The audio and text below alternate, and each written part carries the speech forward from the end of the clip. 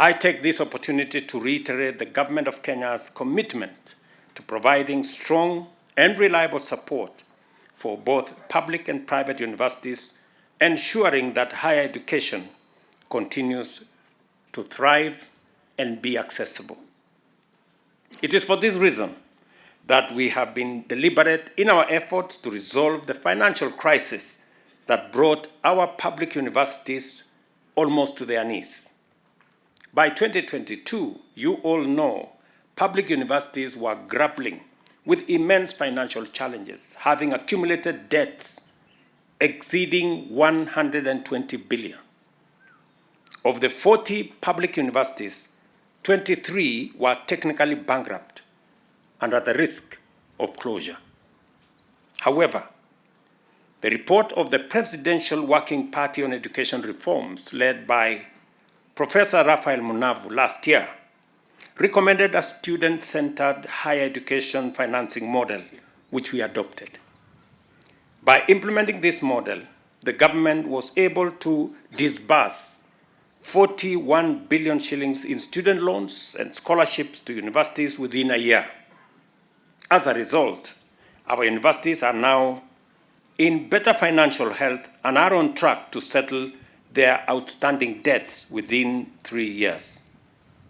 Additionally, the Government of Kenya is implementing the Working Party's recommendation to ensure that the student-centered model transforms higher education funding to better serve all stakeholders, leaving no student behind and making university education an universally accessible good.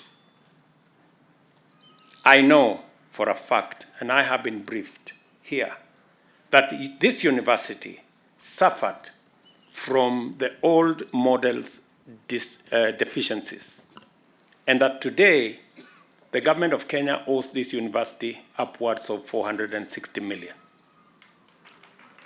I know it has done big damage to this university, and that is why I took the responsibility to sort out the challenges that bedeviled the old model.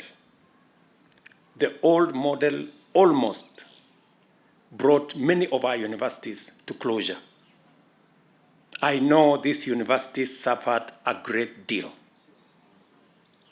I am aware that this university was temporarily closed for a few months.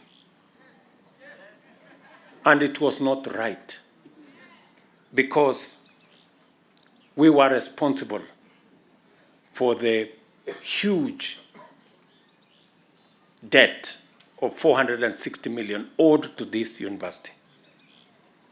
And it is the reason why it cannot be business as usual. We cannot continue the way we have been doing before. It is not right that we continue a model that has created huge debts. And that is why I am deliberate, I am intentional, and I am focused on making sure that we have a model that does not again take our university education to where we have it with 120 billion debt.